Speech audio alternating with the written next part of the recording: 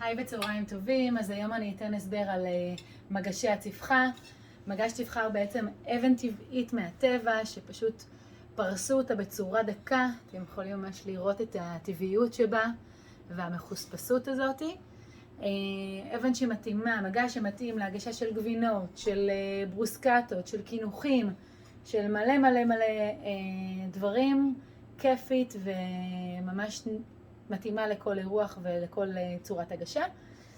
קיימת בכמה גדלים, מלבני ב-20x30, במרובע קיימת גם ב-20x20 וגם ב-30x30, ובצורה עגולה בשני כתרים נוספים, קוטר 30 וקוטר 35.